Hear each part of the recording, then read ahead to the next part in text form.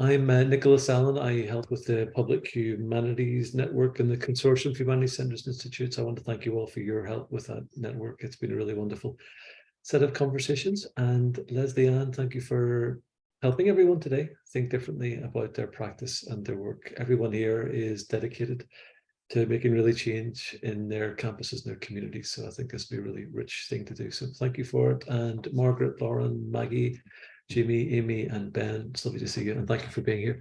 And I am going to do the best thing I will do all day and disappear. Thank you. What? Okay. All right. Well, hello. And I said hi already to Dave and Nicholas. Hi, Ben, Jamie, Margaret, Amy, Maggie, and Lauren. I'm grateful for this invitation, and as I was preparing for it, I'm like, okay, so what am I actually doing? So I'll tell you a little bit about like who I am, what we may be doing, and then if you all want to steer me, pull me off that path to talk about something else, that's fine, right? But so I'm a professor in design at North Carolina State University. And I'm actually in an area called design studies, which is a little bit of a meta area. We think a lot about, maybe the philosophy of design. Why do we design? And we're also trying to have design conversations in different places. And so I believe that's part of why I got this invitation. The person who recommended me for this talk had done a workshop with me some time ago, where I was facilitating a design sprint and, encouraging people who weren't from a design background to use design within their own disciplines. And so that's where I believe that our conversation is going to go today. And I'm going to lead you through a design workshop. So you'll understand like how we think as designers, and then you'll be able to see maybe how you can use this in the work that you do. All right, so I'm going to start sharing my screen, and I'm going to put the link again in the chat. So if you want to, you'll have two choices, whether you want to look at the Zoom screen or whether you want to go directly to the app. And it's fine for you to go directly to the app and not look at Zoom ever again, and just listen to the conversation. So I guess the first thing, even the way that we work is designally, where we're using a very visual way of working in design to facilitate this conversation that we're having together. So what I've shared with you is a platform called Mural, which I use in all of the work that I do, which is just a virtual whiteboard to get people to see the same thing and work virtually, right? I'm a power Mural user. I started using Mural actually before the pandemic. And during the pandemic, it really then became very important for me to do these collaborations in different places. But I think it's just this is actually the way that I used to work, but in person, where we work with a lot of Post-its, and I'm starting to move back into that kind of in-person thing with Post-its. So this is to facilitate for us to see the same things as we work. So the first thing I'm going to do before we actually even jump into anything, I would like to get you to, those of you who will be able to use Mural as we work, grab a Post-it note and see if you can bring it to over here, and if you can write your name on it. And if you can't, that's fine. But this is just to see if people will be able to join the conversation via Post-it notes.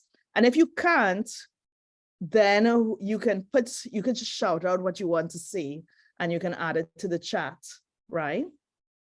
And so that's one little task that I'm going to give you before we start. And then the second task I'm going to give you just a little bit lower down, right? Can you, where in the world are you, or where in the world would you like to be? So I'm going to take a pin and I'm gonna drag it to where I think North Carolina is. That's where I am. But I'm actually gonna take another pin, I'm cheating, and I'm gonna drag it to where I'd like to be. So I'm from Trinidad and Tobago in the Caribbean, and that's the other place that I'd love to be, right? And then just to be funky, I'm gonna change the color of my pins. And this is just a little activity to get you kind of comfortable with mural.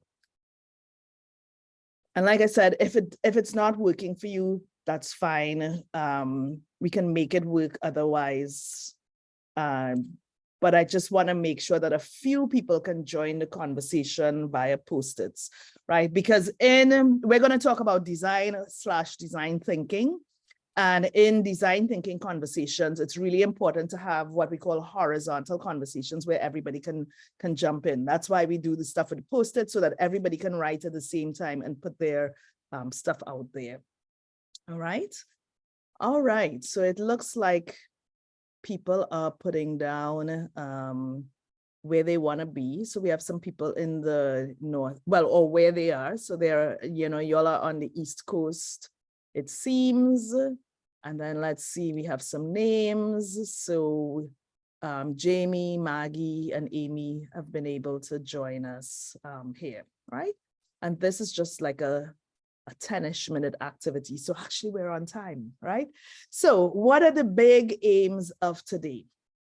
So what is on our agenda? I'm going to introduce you to some design principles.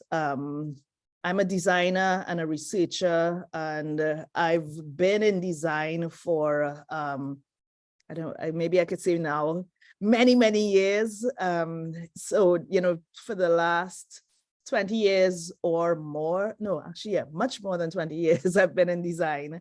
And I have started to move out of design and maybe closer to the social sciences, or, because I use a lot of critical theory in the work that I do. Hopefully you're going to tell me more about the public humanities, and then we're going to see how we can get design and the public humanities to meet.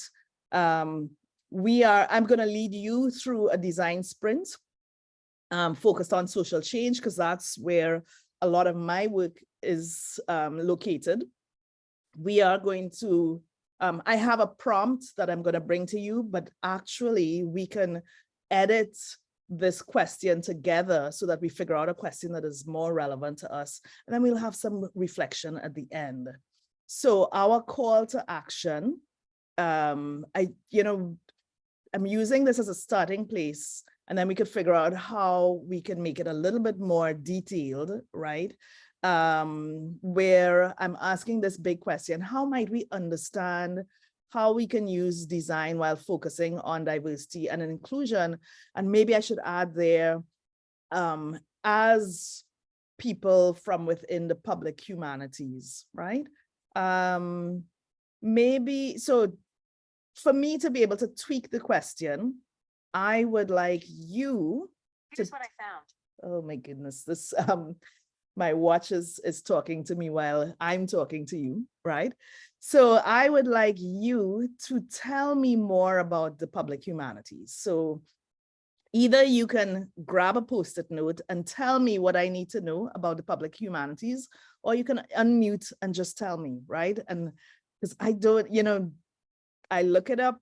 I know that I've seen grants around about the public humanities, but I would love to know from you all, what do you think this area is? What's your focus? What does somebody need to know when they think about the public humanities? So you can grab a Post-it note, or you can just call it out and I will type, right? So you are all experts in this area. What would you say that we need to know about the public humanities? Shall I call on people? And if you are in a space to have your camera on, I mean, I would love that, to be able to see your faces. Anyone? Jamie, you were on just a while ago. Would you like to tell me about the public humanities? Or I see Maggie about to type. Yeah, I mean, the public humanities, I don't know, that's very hard for me to define. Okay. I guess it's just, you know, bringing humanities work to the public square and um, helping people to think about humanities related questions in their own lives. So, you know, really helping people to see that to understand what the humanities are and why they're relevant to their everyday existence. I think that's the key thing. And it's not, there's so many humanities scholars, we work on our little niches and our work seems very esoteric, but the public humanities makes it accessible to the broader public. All right, good. That is already very helpful. Okay, I think I wrote down everything. And somebody wrote here, the practice of collaborative work among universities, broader community members and partner organizations focused on history, heritage, and culture. Okay, very exciting. Anyone else wants to? Ben, you came off mute. Yes, I would just suggest that at the University of Georgia, hi everyone, I'm speaking to you from the University of Georgia in Athens, Georgia. We have several projects in the public humanities which are very focused on local populations, meaning places within just a few miles of where I am sitting here in the history building today. So for example, I have a colleague in history who is doing an extended project on indigenous Athens. People come to Athens and they might think about the university or other things or music, but they wouldn't necessarily think of Native Americans. And so he is bringing to light, he and his students are bringing to light the ways in which these histories can be forgotten. And then another project in which I had, which I helped to facilitate, was with a historic African-American cemetery in East Athens. It is literally less than a 10-minute drive from where I sit. And I wasn't aware of it when first I came to the University of Georgia. And so this was a project that both involved clearing pathways and pulling weeds in a quite literal sense, but also a digital humanities component of maps, both of the cemetery itself as well as of the local community who buried their dead in Gospel Pilgrim. So it's an attempt to overcome the idea that universities are just placed in towns, but to draw more connections to local communities. Okay, good. Well, that's very helpful. Now I understand. And you see, this is the problem with designers. You know, you tell us just a little bit of information, we now think we're experts. So when I go back to my office tomorrow, I'll say, I now understand the public humanities. And yes, it is very related to a lot of the work that some of us do in design, you know, like you talk about map making or even very local work. You know, we do a lot of place-based interactions, and maybe there's a way of connecting there with the public humanities. Anyone else wants to share anything about what do we need to know? What does someone else need to know about the public humanities? No? Okay. All right. So let me tell you all a little bit about design, right? All right, and I hope I'm not making people dizzy with these slides that move all over the place. But so what I'm going to describe to you is sometimes called design. It's sometimes called design thinking, right? And when I talk about design thinking, in my mind, I've reconciled the two things where I say, when I'm talking about design thinking, I'm really talking about the design process being used by people outside of design. Actually, within design, we often don't use the term design thinking. I tend to hear people from outside of design, you know, people who are borrowing design methods in other disciplines. I tend to hear them use the term design thinking more than people in design use it. So what is design thinking? Design thinking uses methods from design disciplines, as well as social sciences, development studies, and more to address complex social issues. That's one thing about design thinking. A lot of it is for used to address like wicked problems or to bring people to collaborate in a very specific way. There are many approaches to design thinking, but it is typically informed by the users and the context. And it's a collaborative, human-centered approach to creating innovation and social change.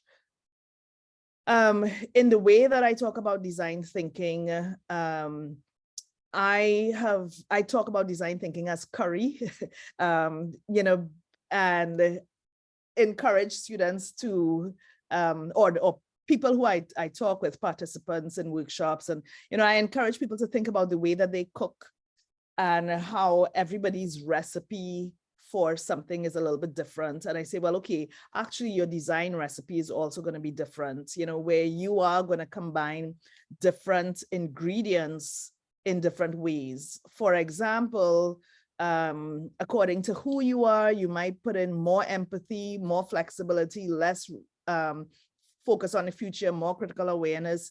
You might have more pattern findingness, more or less creativity, depending on what you're thinking about.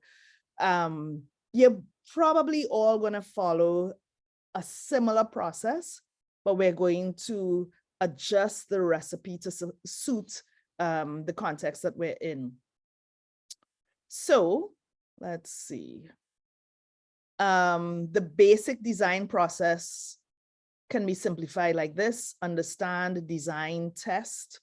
And, you know, the people in social sciences and maybe the humanities as well will recognize a lot of these areas in the understand phase, because a lot of design research resembles humanities and social sciences, where we have to understand people's needs, we have to observe people's behaviors, we have to understand the context that we're in, we have to really understand culture.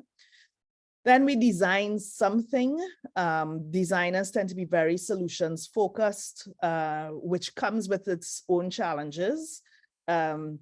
We very quickly put ideas out into the world, which again comes with some challenges, you know, and then we then go in, you know, we put these ideas out into the world and then we try to get feedback on them, right? So we're very often in this design and test phase, and these arrows are helping us to see that it's an iterative process that just goes around and around and around, almost with no end.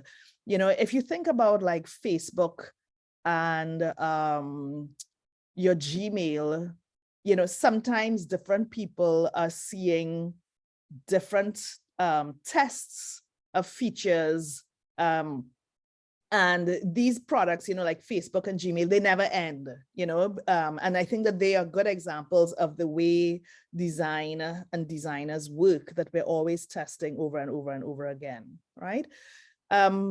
I use a very critical frame in the way that I do design, and the way that I practice is based on a type of action research called critical utopian action research, where I clearly ask people what is wrong, and just give them space to download everything that's a problem. Then ask people, where do we want to go, and take them into a kind of future space.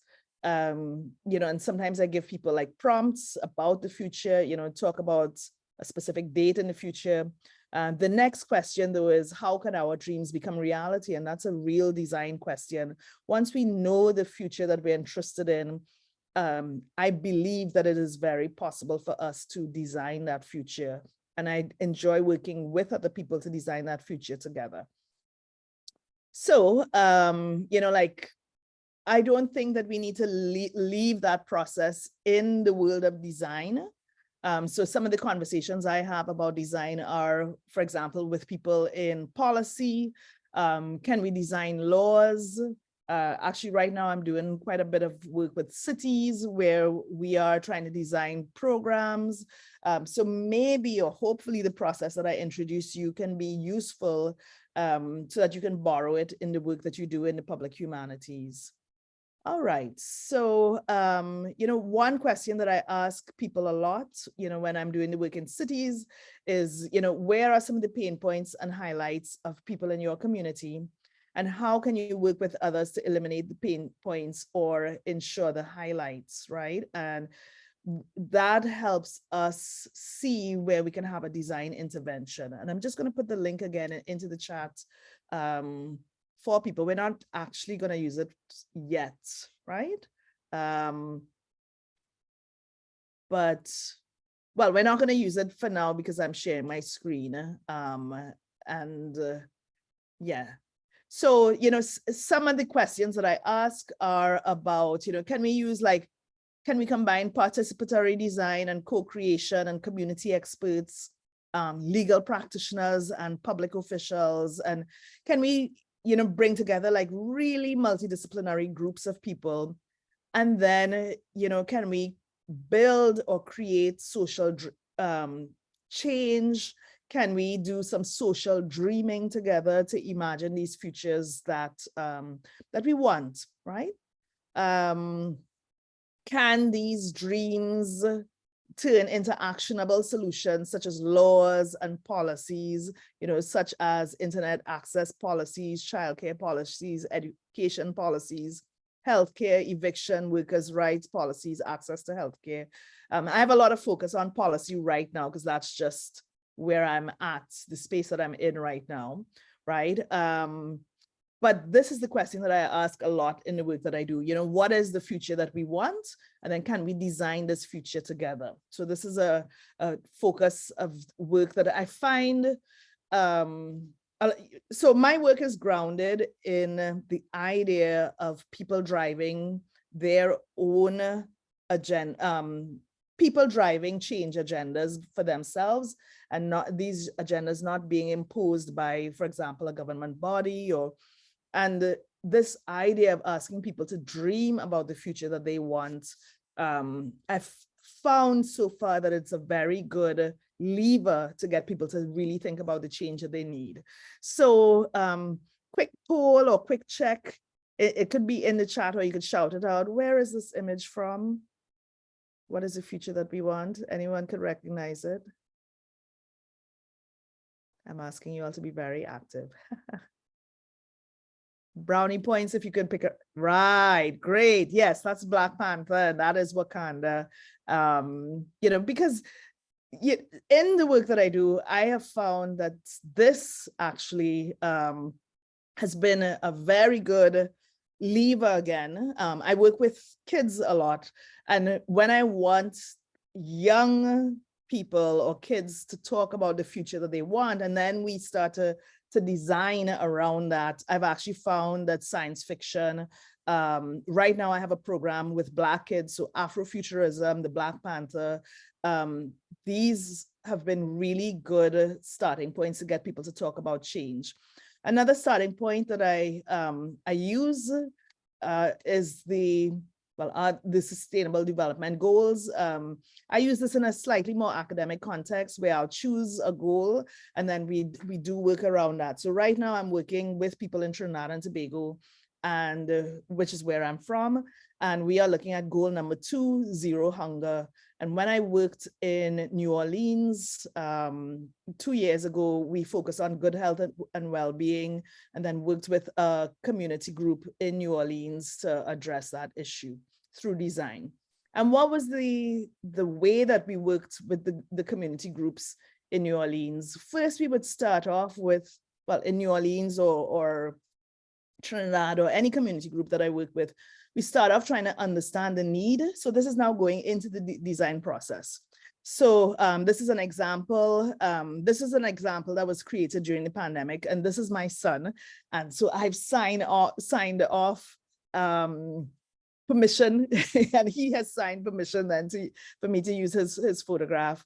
Our human Zion, which is not his real name, he's age 12 and he was at home due to the coronavirus, and he was cut off from friends, schools, parks, etc.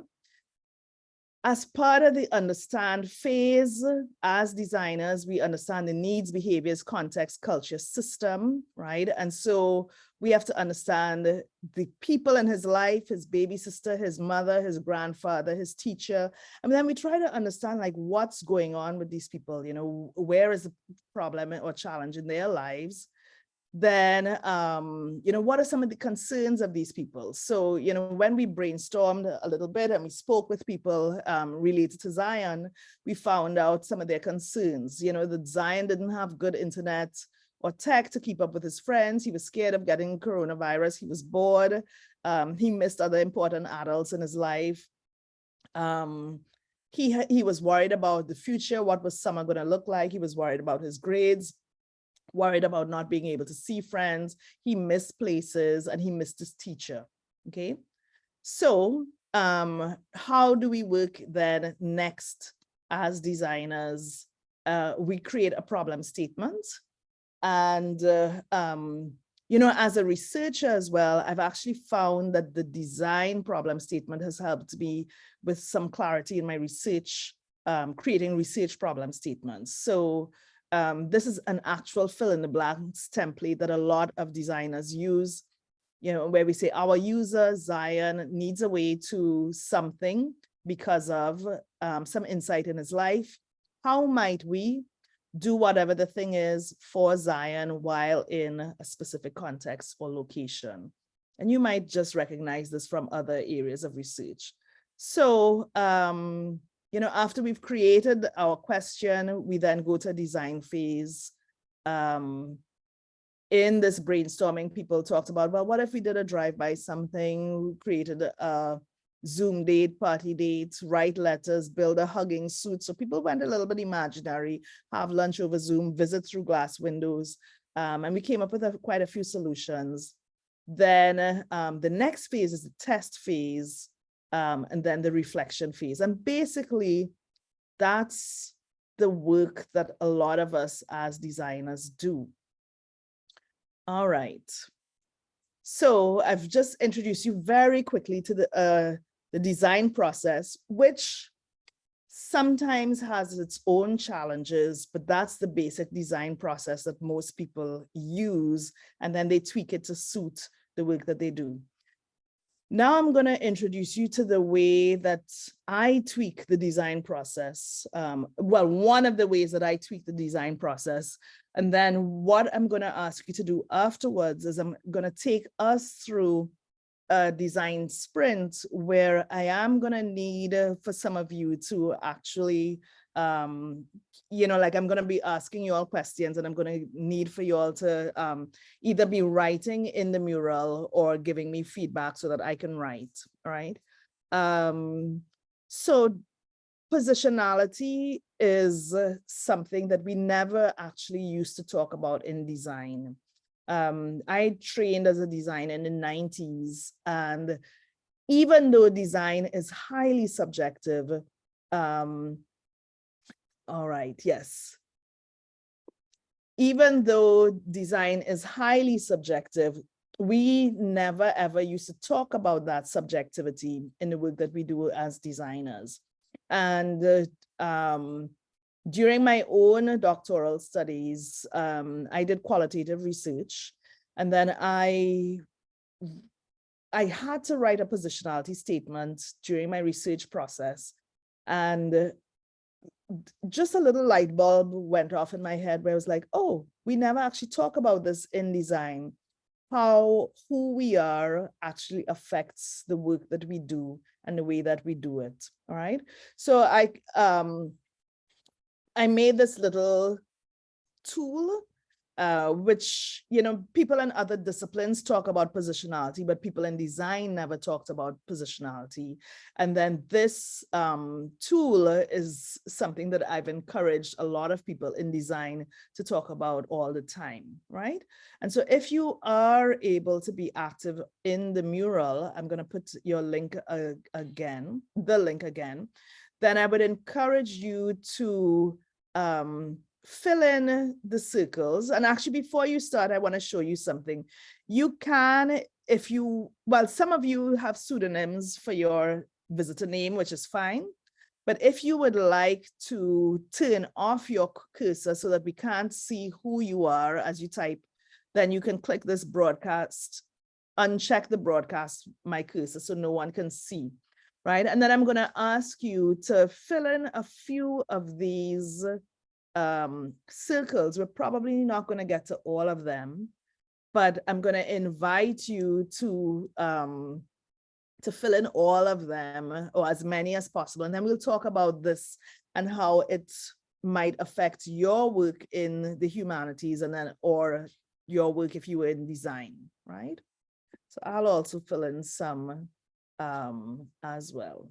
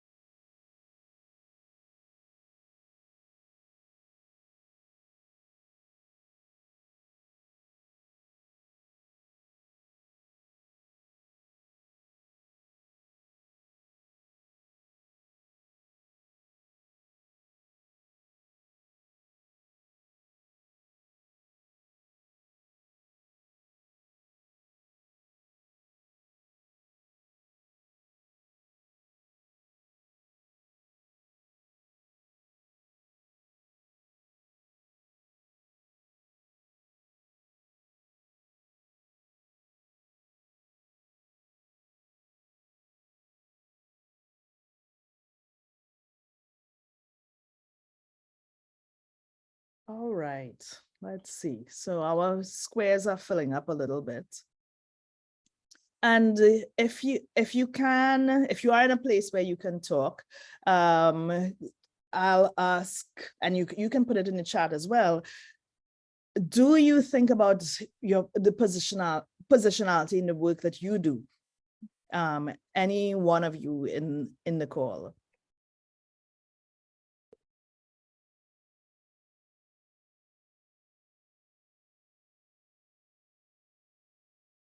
Teresa, yes. Hi, Lesley-Ann. Hi. I think I do, but I'm also really aware as a white middle-class person how many things I might be oblivious to about my positionality. Oh, but actually you are very aware. I mean, okay, so you're aware of what you might be oblivious to, but you are actually like very aware of, you know, just how you describe yourself. You're aware of many elements of your own identity, right? In the work that you do, are you encouraged to think of your work as subjective or objective? That's a really good question. It probably depends on which office I'm in on campus. Yeah. And it might even be the same work, right? Because, you know, if I talk to designers, most of them think that everything is objective and they've made an objective choice. And, you know, I chose this color blue because I did all of this research and whatnot. And they can't often see that maybe their identities actually influence the choices that they made, until we actually create some space to talk about identity. And what we do in the design courses that I teach, we talk about both individual and collective identity. So you might know your individual identities now, but, you know, now we could look at the collective identities of our group, right? So, you know, in the race group, 4 people now have filled them out. So our group is predominantly white, with 1 person who's Latinx and 1 person who's Black so far. And then we have to think about, okay, so if we took a position on something, that's going to affect, you know, these identities will affect the position that we take, right? Our group is, let me see if we have a predominant something. Maybe we're predominantly over 40, and that's going to affect, again, maybe the way that we view something, right? And so if, depending on, you know, y'all were telling me about what the public humanities was earlier on, if you are dealing with local populations who are in their 20s, and we decided to do this research, we'd have to take into consideration that actually we are predominantly over 40. And so how do these identities overlap or intersect? And does that affect the work that we do later on, right? Also, gender and sexuality. This group is actually predominantly female. right? And we have some straight perspectives and some queer perspectives, right? And so that's going to affect the way that we frame questions as we move forward, right? So I just wanted to share this tool, or just the idea of talking about positionality more in the course of the work, because as you all probably know, we carry our identities with us. And I've seen actually, because I've been teaching in this way for several years, and it's been interesting to see how people talk about their identities differently over time. So even in the 5 years that I've been teaching and encouraging people to start the semester talking about identity, the way that people talk about gender and sexuality has changed radically within the last 5 years. And the way that people talk about neurodivergence has changed as well. And that means that we can have really different conversations in the design studio than we used to have several years ago, right? So, all right. So now I'm gonna move y'all on where we started to talk about a question of focus for this workshop. And the question started in a kind of vague way. How might we, let me do this. How might we make the public humanities more diverse and inclusive? But what I'm going to ask you, based on what you know of the public humanities, or even the interests that you have in diversity, equity, and inclusion, is this the question that you would want us to work on, or do we want to edit or reframe the question in any way? That might be a very open question that I'm asking you. But is this question relevant to the work that you do? Anyone in the room? Jamie? Yeah, I think so. So do you think that, maybe let's talk this out a little bit. What kind of diversity issues or challenges are there in the public humanities?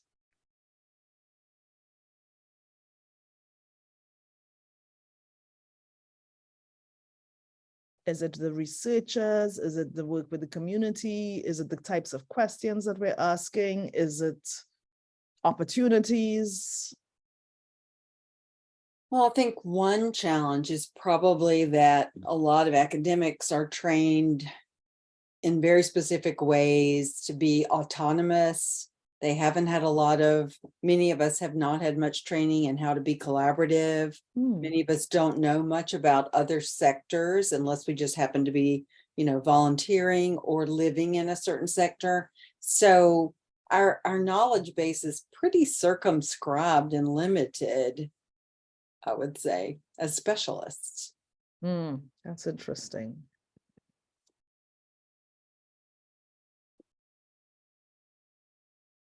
Can I spell circumscribed with people watching me? What are the types of diversity issues? Jamie, you started us off. Yeah, I'm just going to draw from my own personal experience working at a university whose tenure stream faculty is predominantly white, but we're located in a majority Black city. And which city are you in? Detroit. So okay. I'm in Wayne State. So, you have that, you have the racial divide. I think that's really important. But then also there's, I think, a class divide as well, between the upper middle class professors and a city that's, very blue collar. So that's another component of it that's really important. Okay. And just to build on what Teresa was saying, I think that clash in perspectives actually makes it hard to be collaborative, because we come in and we think that we know everything and then we don't. And so it makes it hard to collaborate with the community because, maybe the humanists are not, do you know what I mean? Like there's an elitist sense perspective. Yes. And I mean, this is not original at all, but the reward system of universities can itself be quite an obstacle. Yes.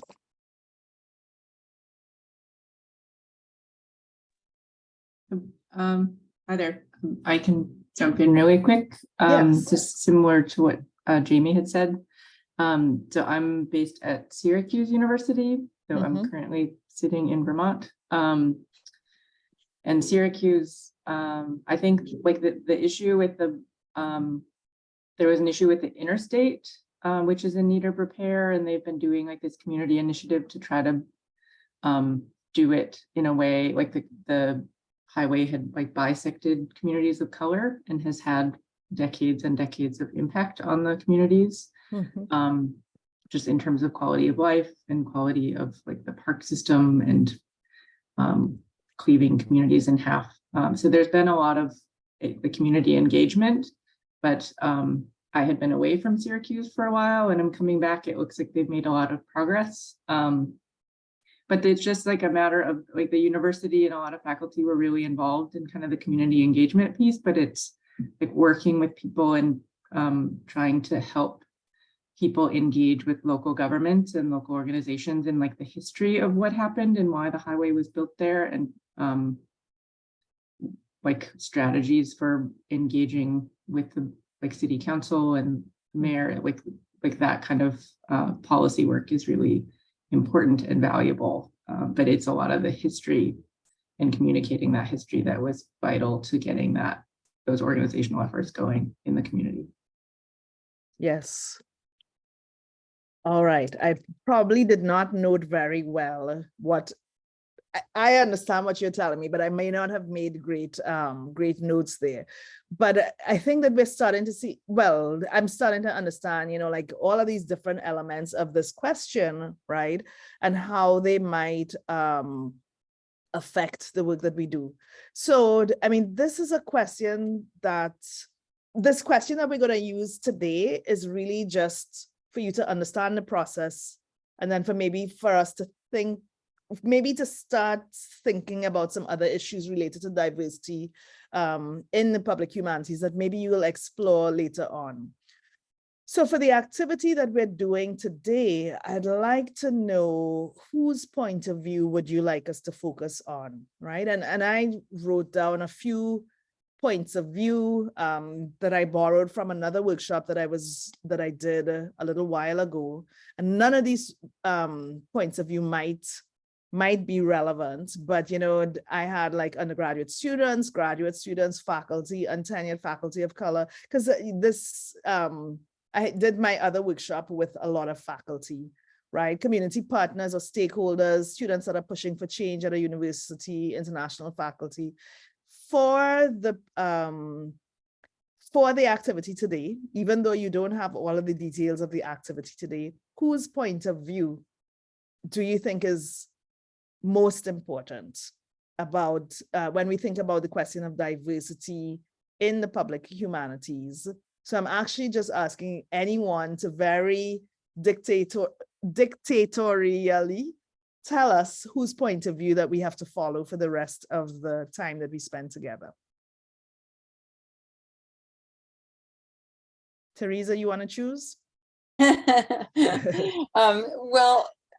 the pragmatic answer might be that of the humanities center director, since many of our staff members, since many of us are in that chair a lot of the time. All right, good. We have that. Okay.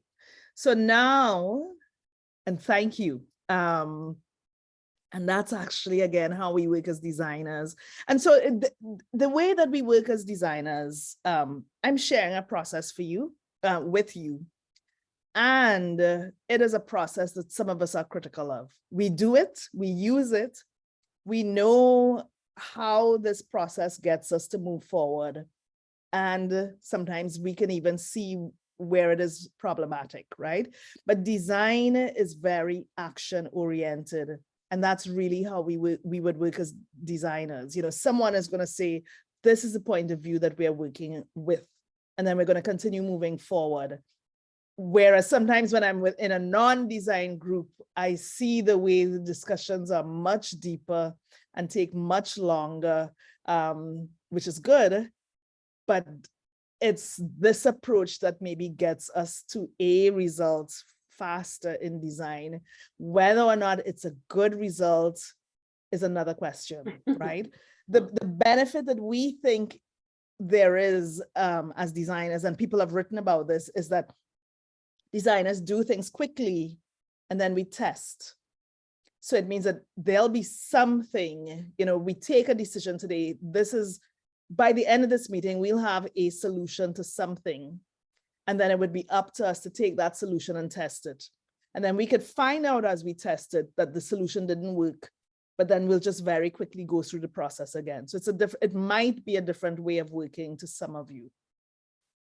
So where are we now with the barriers, right? So what are the ideal conditions for diversity and inclusion in the public humanities, and what are the barriers to greater diversity and inclusion in the public humanities? So based now on what we just said, we're thinking of the perspective, the point of view of this center director.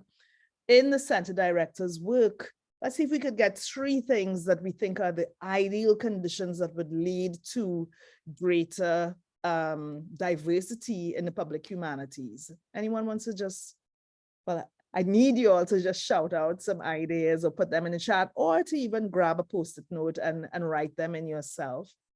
And then I also need you to think about what are the barriers that exist. So who would like to either call something out or write something in? Why, when the public humanities are very diverse, what makes them diverse? Okay, engaging local communities, that's the engaged faculties. Let's see, Ben's comment here is about ideal conditions, right? Is it engaged local communities, or maybe it's about, let me see if that helps. Open communication between community and university, yes. When we have that, that's excellent. Respect for community, okay, within universities, really important, right? And what are some of the barriers? Openness to different, yes, non-academic ways of knowledge, very important, yes. And maybe even, I'm gonna add openness to non-academic ways of communication. I'm sure you've heard of like community engagement fora where maybe the academic talks about, oh, well, they didn't talk with the right, I don't know, they didn't have the right tone when they talked about us, right? Here, some barriers: elitism, one-way communication from the university to the community. What other barriers? I'm going to put a financial barrier.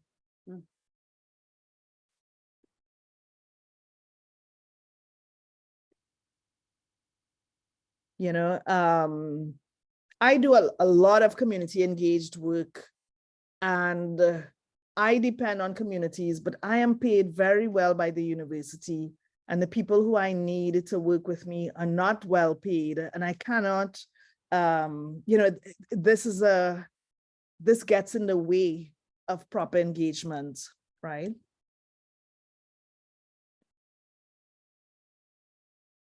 And then my university doesn't have a structure that allows us to pay community members. Assuming that I know what the issues are, really important. Living by semester systems, oh my goodness, yes. My projects are 14-week projects, and sometimes I would need a 2-year engagement to really have results. Okay, so time is not enough. We are working with grant timelines. Yeah. So lots of issues. So I'm going to move you all along. I actually have a time sheet that says where I'm supposed to be at, almost down to the minute. So that's where we start really brainstorming about, you know, the issues, the high points and the low points of whatever issue we're looking at. Then we focus on the problem from the point of view of one person rather than everybody. So we already talked about our center director. What are we going to name our center director? Will we name them Teresa? I can take it. I'm going to say that. Yes. So our user, Teresa, the center director, needs a way to. So based on all of maybe the blue things that we looked at, what's one thing that you think Teresa needs to do to get to more diversity in the public humanities? And if you think about a verb, you know, what is it that she wants to do? And this might, normally we'd have more than 5 minutes to talk about this, right? We'd spend more time. Yes, Jamie. Well, time came up twice in the blue dots, so I would say, you know, just needs a way to set aside the time. Okay. To focus on it, or, you know, to make. Well, and this is a hard one, because it takes a long time, but I think one of the critical things is building trust with, for example, faculty of color on campus and students of color, as well as communities of color in my case, Iowa City. Yeah, I think finding time to build trust would be a good one, because we all know that we don't have enough time. Yes. But we also know trust is essential. Yes.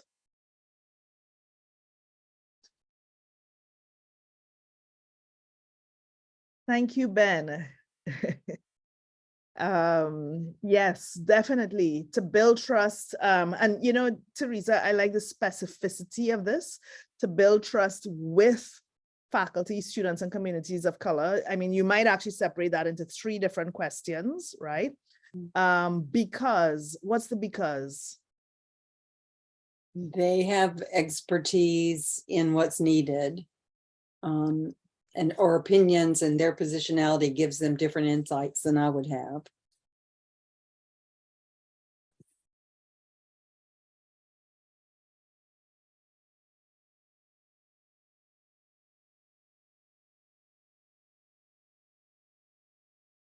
Or if we, all right, as center director, her time is overly scheduled, or why don't they trust the center? Because of years of something, you know, I don't know. I'm gonna be dramatic. Years of mistreatment by the university. Actually, some of the work that I do, I think in New Orleans, I heard this often. Mightn't have been specifically in New Orleans, but you know, communities tell you that, you know, when they finally trust you, they might tell you something like, oh, you know, these university folks, they show up and they leave. And that's why we don't trust you, or something like that, right? How might we, what's the thing we're going to try to get her to do? How might we create conditions of more trust? This is a very vague way of working it. With more than 5 minutes, we'd word it differently. For Teresa and the communities, while, what's the context we're going to give them? Public meetings at the public library, or meetings at the public library, or shared programming. Okay, while creating shared programming, all right? So in just, I think we did this in about 3 or 4 minutes. We created actually a first draft of a problem statement. And this is, like I said, a way that we work as designers. So our user or our person of focus, Teresa, the center director, needs a way to build trust with faculty, students, and communities of color, because they have expertise on what's needed, and their positionality would give different insights to her. Or maybe even it's the inverse. Because of years of mistreatment by the university, maybe they don't trust her, but they have expertise, and they have expertise on what's needed, and their positionality would give different insights to hers, right? How might we create conditions of more trust for Teresa and the communities while creating shared programming? That's an excellent mission statement for someone for an entire year, right? But you can see that this problem statement came directly out of the concerns that we heard early on. So now we have like just a few minutes of brainstorming. And then the way that we brainstorm ideas is that we could think of what's the prompt to start. So I just picked 3 categories. When I work with cities, they might pick other categories that they want to use as a prompt. But if we thought of peer-to-peer activities that could help build trust. So if we're seeing maybe Teresa and the community members as peers, what are some ways that we could do some activities between them that would build trust? Any suggestions? Listening to her. Listening to her. Listening to who?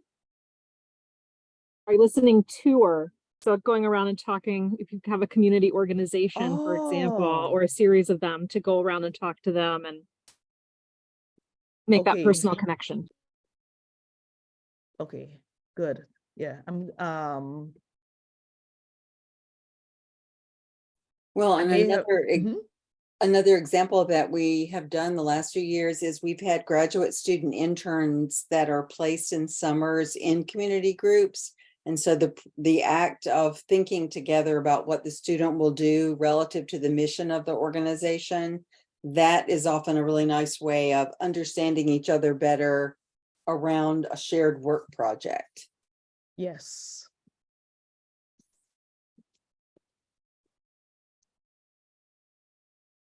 All right, great. Any other ideas? And the ideas can come from anywhere. Like I just thought, what about a game night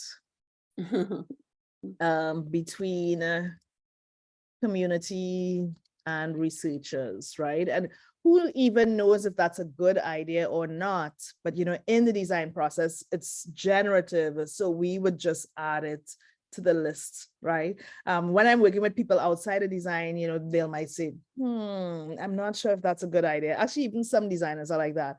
But really in this process, we want people to be very generative, right? Going to them as invited. And what if they never invite you? I'm just curious. Could do an open house on campus for them, maybe.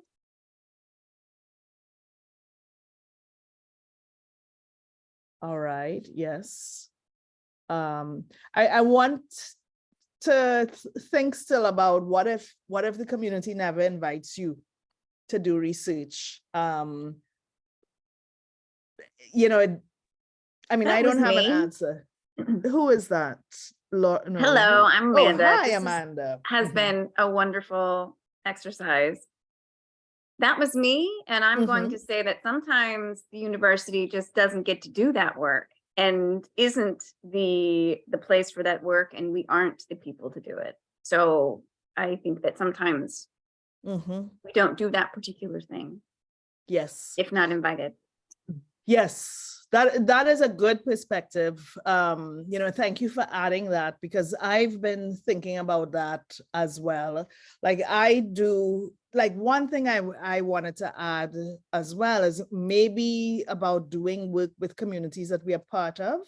You know, that's how we build trust, by working with the communities that we're in. So like I have a class that focuses on Trinidad and Tobago because I am part of communities in Trinidad and Tobago, but we actually reflected on that just last week about if it would have been possible for my class to do that work if I was not in it, because then they would really be outsiders and not be able to get into the work as well, just as outsiders, right? Amanda, your post-it is going to stick with me for a few days, because I want to reflect on that even further. You know, if we are never invited in, is it that no work should happen? You know, and that's, I'm not actually asking the question, I'm kind of just thinking out loud, right? I want to ask you, I want to ask everyone, if we did it just for 5 minutes a day, things that would build trust, what are some of these things? What could be a 5-minute activity every day that happens between, well, on Teresa's side or community member's side, you know? And again, this is just a prompt to get us going. What could be a 5-minute activity to get us, just a daily thing? Walk to school a different way. Okay, good. Let's see.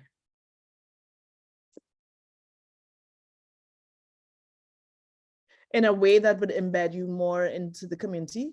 Mhm. Okay. And take me through different communities on the way to school. Oh, goodness, Jamie, we will miss you. Thank you for being here. Sorry. Bye. Okay. Thank you. In a way that would, I didn't actually hear the last thing, connect. Oh, sorry. That would take me through different parts of town, different communities. All right, great. Anybody else has any ideas on, or Teresa, you know, another 5-minute activity that a 5-minute daily activity that could get, that could somehow build a little bit more trust. And again, like in this brainstorming space, it's not about good ideas or bad ideas. It's just, what are the ideas? So like one thing I thought of, maybe building on what you said, Teresa, this is kind of random, but can I look up a different part of town every day? Okay, good. Amanda says paying attention to local community news. And then what you'll find is once people start putting ideas in, other ideas will come. So like I just thought of, and maybe it's related or not, but chatting with local vendors, right? Yeah, just to get a pulse of the city. Low tech or no tech, what are some different strategies that we could use?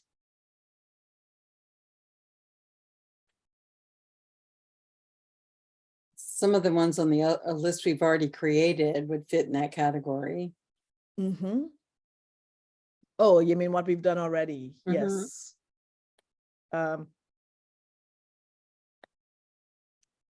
What, anyone wants to share a particular project that you might be working on? Communicating events of relevance. Yes, I'm going to copy this and put it down. Oh, will it copy paste? Maybe it won't. Zoom won't let me paste it. I'll type it over. Communicating events of relevance. Putting up posters in local cafes, not just emails. Yes. I've heard from community members that we use Zoom too much, right?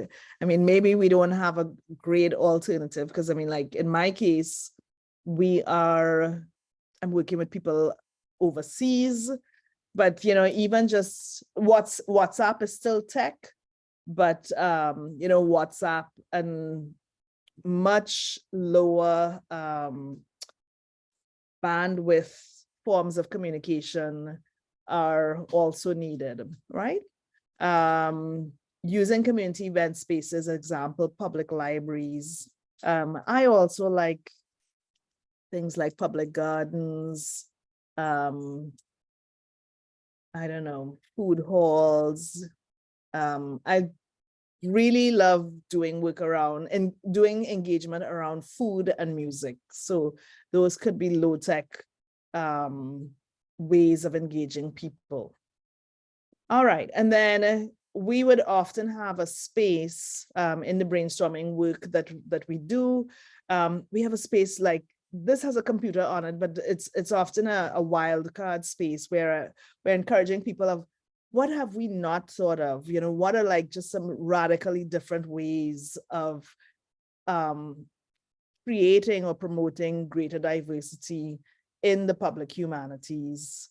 And then the conversation to facilitate, there are things that we have never thought about before. I don't know if any of you have any wild and crazy ideas when you're like, maybe, I don't know.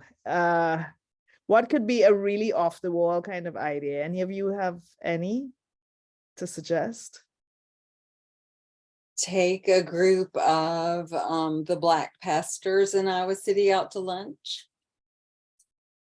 What are the They'd Black like to go. pastors? There are 4 or 5 churches in town, and I suspect that the pastors of those churches really have their fingers on the pulse. Yes, yes, yes. And actually that's very, very true. I did some work in New Orleans where, yeah, we just recruited people through a religious organization, right? Definitely. What else could be? I think we had something about a tour earlier. I feel like there could be something more to build with this tour idea.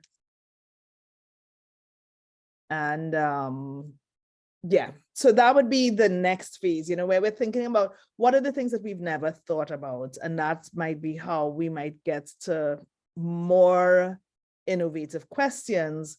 And sometimes these questions are not the right questions, you know, sometimes the solutions that we are proposing are still not the right solutions, and therefore there is always time to reflect, right? And you know, people do challenge the design process for being too fast. And one way we try to manage that speed is to slow it down and include points of reflection. So, you know, so yes, maybe we did this very quick brainstorming and we came up with some ideas, but was there anything that surprised you in what we did, you know, or surprised you about the process, or surprised you in the answers that people proposed? Maybe, maybe not, but, you know, we actively create this space for this to happen. Let me see if there was anything that surprised me. If we come back to this question,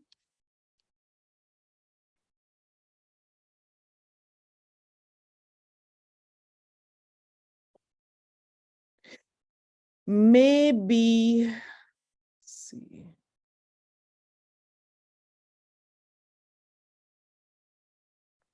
None of these are surprising, but maybe the semester system, they're not surprising, but maybe living by semester system could be surprising for someone. And then that would be a point for us to again reflect on why was that so surprising, right? Or I can add that.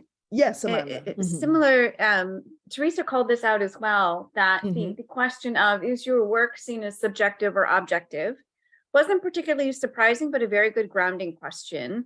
And then the other way that you have organized whose point of view will you focus on in your work? And I know that that was oriented to this particular exercise, but that is a really important question when we're thinking about community engagement, public humanities, who matters? How do they matter? How are we making sure that they're actually mattering? And who are we focusing on? Because some of the complexities and barriers for the public humanities is there are so many people involved and so many, forgive me the word, stakeholders who have an interest in what's happening in the community, the university, the faculty themselves, who often have personal research projects, students who might be involved, funders.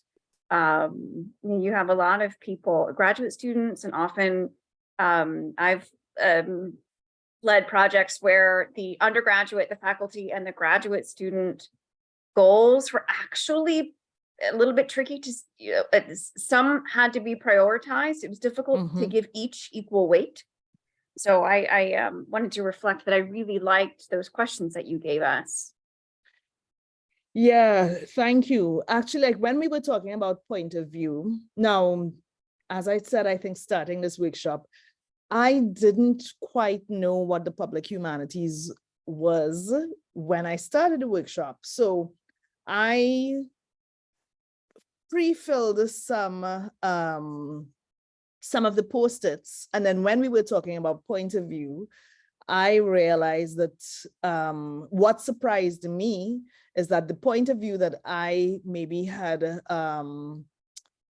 prioritized was all academic. You know, if you look at the post-its that I have, that I pre-filled, and this is because I was building on another workshop, and that shows you sometimes where our biases come in to the work that we do.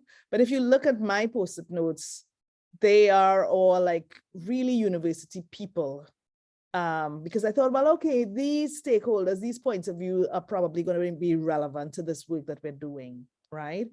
But actually, I could say that maybe that's one thing that surprised me, that I would have kind of brought that academic group up above maybe the community point of view, right?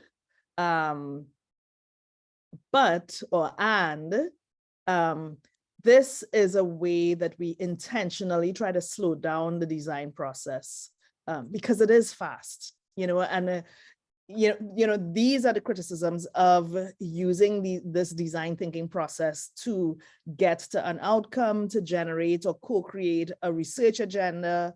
The criticism is that we're just moving too fast. Facebook, somebody has a motto that says, move fast and break things, right? And we have to intentionally build in this friction that is reflection to slow things down. And so we're always navigating that fast and slow. Fast so that we actually get action to happen, and slow so that we kind of maybe stop the action and make it a little bit more deliberate, right? So I guess the next question that I wanted us to possibly look at, so we did this really rapid, believe it or not, that's a design sprint, right? We did this really rapid design sprint for you to think about design and co-creation and how we work. And this is really how we work as designers. We change up the process slightly according to what problem or issue we're looking at. But we do this, what would happen next is that we would create some kind of prototype around one of the solutions that we tried to do, that we came up with. Like maybe it's the solution about the walking tours through the city. We would actually try to do it, and then we try to get some feedback from people to find out if it worked. Again, we have to build in reflection so that we are reflecting on the effectiveness of the solution that we proposed, and then we figure out what's next. So I wondered if we have time, I'm not sure if we actually will, what might a more specific question for you look like, using this kind of how might we format, right? And actually I had a few examples, from some other workshops that I've done, like someone said, how can we attract, or how might we attract more students from diverse backgrounds into STEM? The way that we work as designers, we try to think about what's the specific issue. So like this is a really good example here. Megan is a first-gen low-income student who wants to attend college, but does not have supporting family members, or does not have financial support from family members. How might we support Megan so that she can pursue a career in STEM and that's building off of this question that's more general. So in design, how we make our questions more specific is we focus on one user. So here, this first person gave us a very general question, said, well, we want to figure out how to attract more diverse people into STEM. And then we actually made this question much more specific so we could think about one person to get to better ideas. So I just wondered if any of you had more specific questions that you wanted to think about with regard to diversity or issues around inclusion or equity with regard to the public humanities. Teresa, you came off mute. Yeah, I would just say for not only public humanities, but any programs at my center would be to think about what in the wording that describes the program might either suggest welcome, that more diverse people are welcome to apply and even, desired, or what might be accidentally alienating people. Okay, my one of my windows just disappeared completely, so now I have to reopen that tab. But I wanted to type as you were talking. It's reopening. So a version of the question that you were thinking of is how might we okay, I'm back in the space. How might we adjust the language? Let's see, okay. How might we adjust the language? Oh, or we could say it differently. How might we use language to ensure that communities feel, or communities, that diverse communities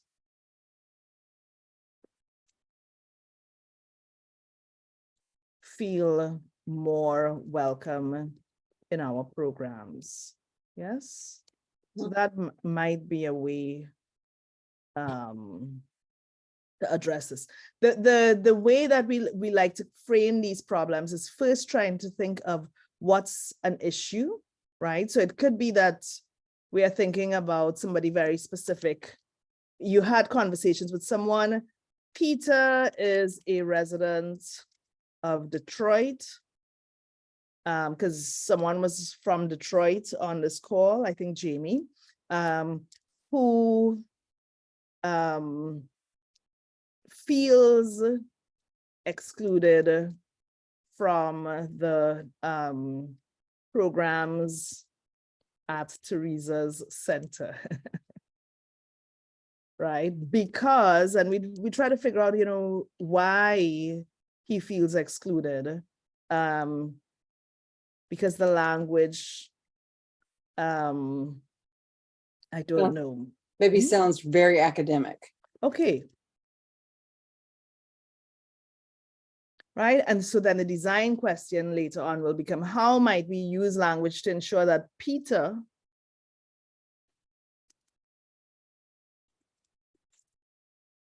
feels more welcome in our programs and knows that he can contribute equally, right? And so that would be like our challenge as designers to get that to happen. All right, so I brought you all to the end. The next reflection, in the last few minutes might be, tell me things that that worked for you in this process. When I say worked for you, maybe you're like, oh, I could bring this into the work that I do. Things that I wonder, and what are your next steps? This is a way that I like to get people to reflect on the end, using I like, I wish, I wonder, and my next action will be. So anybody wants to just call out what you might want to do next? Or what did you like? What do you think you can use in the work that you're doing? Well, I'm like Amanda. I really like the positionality statement. the positionality exercise. That's great. That's very helpful. Okay, thank you. I have found it very, very useful to talk about positionality in class in a way that I had never seen. It really, like, I had a little light bulb moment when I first had to think about positionality, and I've seen the way that it deepens my my student conversations, right? Anybody has any, I wonder something? Oh yeah, the design justice is a fantastic. Yes, there is a fantastic positionality statement at the start of Design Justice, actually. I mean, it's a great book, but Sasha Costanza-Chuck writes about themselves so much at the start of that book. There are a couple of other books that I think have really, really good positionality statement. There's one that I'm trying to remember the name of right now. I think Subtle Acts of Aggression. One about microaggressions. I think that there's a really good positionality statement at the start of that. But I think when people don't write about positionality, they're actually, it's almost like they're trying to fool us, right? We have to figure out who they are to do this work, right? I'm gonna look up Max Leiboran's work as well. All right, so, I mean, I'm gonna stop sharing and I am gonna ask if anyone else wants to jump in with any last reflections or comments, like,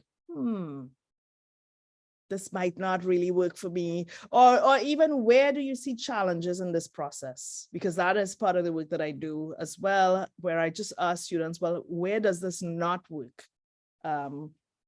Because it's not that this is a perfect process that works for everything. Amy. Yeah, so I would actually ask about the accessibility of this mural platform, just in terms of if people have issues using this technology or accessing it, or if you have issues figuring if there's people who can't figure out how to use it. So that's an interesting question, because so the mural is a tool, right? Which is replicating a way that we actually work in person, right? So when I work with people in person, we have Post-it notes and we have Sharpies, or people talk and somebody is documenting. And so mural itself both creates challenges and facilitates conversations, right? So, I mean, really the way to get it to work well is to make sure that people have many ways of contributing, so that the mural is just one way. But if, like, you know, how some of you were able to just put it in the chat, or somebody can just call something out, you know, if there are many ways of communicating, and mural is just one way. And what we say, I don't know if we have enough proof, but what we really say is that, like, by having people able to fill in the Post-it notes themselves, we are trying to democratize the process a little bit more, so that it's not just the person who is taking the notes. In this case, maybe me, you know, that person can't just play the gatekeeper role and stop other people from taking notes. It's really then just a form of trying to democratize things. Yes, and Maggie is right. Reading it out loud is also important. Very early on in the pandemic, we had a lot of challenges with mural, but mural worked things out much better over time, right? I am unfortunately going to have to drop off of the call, right, to join another meeting. But I want to thank everybody for being part of this session.